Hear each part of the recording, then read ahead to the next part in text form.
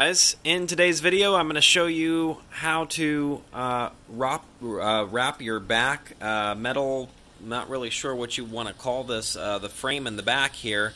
I'm actually having to backtrack right now. I think a few of my videos became corrupted.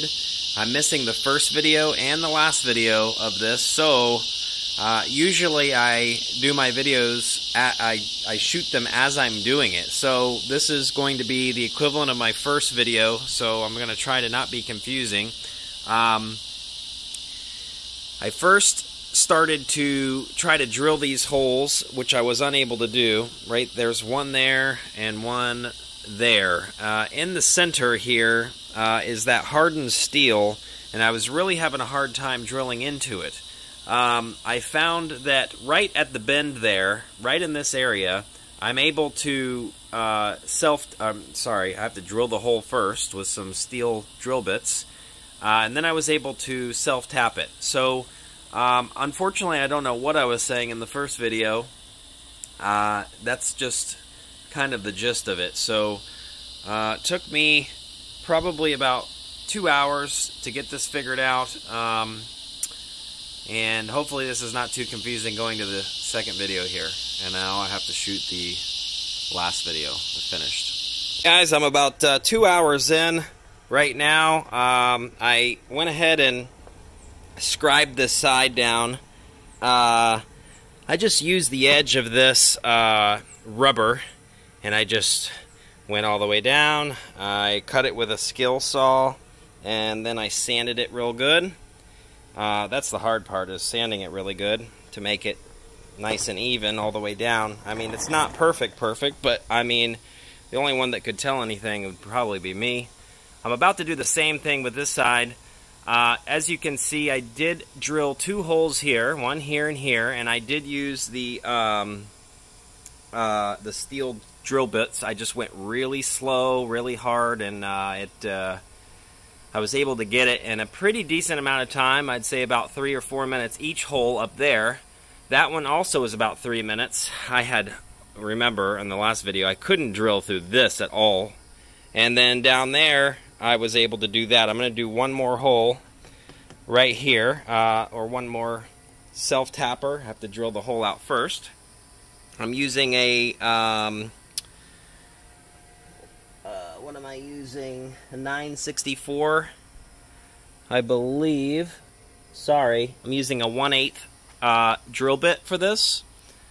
You're going to have to countersink if you're going to use the self-tappers that I'm using, which I'm using an 1.25 inch, the lathe self-tappers. And you will need to drill a countersink hole of 1532 is what I'm using to do that, and I'll fill it with wood filler and sand it nice and good. I did not countersink those yet. I still have to pull the wood off and scribe it first, and that's when I'm going to do the countersink hole. And then I'm going to screw in the back of this wood here a piece of wood, and it's going to hang low, and it's going to go straight over there. So see you in the next video. It's raining, so I'm inside working now. Okay, so I've got the 2 pieces up on each side. You can see I got it as good as I could. I didn't want to get too far out from the rubber seal because the door, that's where the door seals. See if I can show you a little bit there. Yeah, so I'd open the door, but it's raining outside. So I've got the top piece, it's not nailed in yet, and that's what the top piece looks like. Obviously the ceiling is going to, well, it's going to go to the wood there, so I have it up enough all the way to where the wood, the cedar ceiling is going to come like right here, something like that. I've got the bottom piece already ready to go, but I haven't secured it in yet, and I haven't secured this piece in yet. So what I'm going to do is, it doesn't need a whole lot because it's not going to be holding any weight to it. So I'm going to just do maybe a self-tapper here, here, here, and here, And then the wood piece that slides right in here from the outside, I'm going to nail it in all the way down. And that's pretty much the extent of that. And then I have to make a piece to cover up here, which I'll show you in the following video. So it's very secure with just two self-tappers on each piece of wood. I'm going to do more on the top piece, just 4. And that should do it. Okay, so I've got the top piece mounted. I've done 2 self-tappers right there, and then I nailed it in to this bottom piece. There we go. And this is going to be really hard, this piece here, because the wall starts wide and then it goes narrow and then wide again. So I'm going to scribe it out the best I can. And that's just a short piece. You can see what I'm dealing with here. So use a protractor to do this. I'm going to do this in 2 pieces. So the first piece is going to come all the way to here. I'll scribe it and do the best I can to get it as close as possible. Show you what it looks like from the back so far.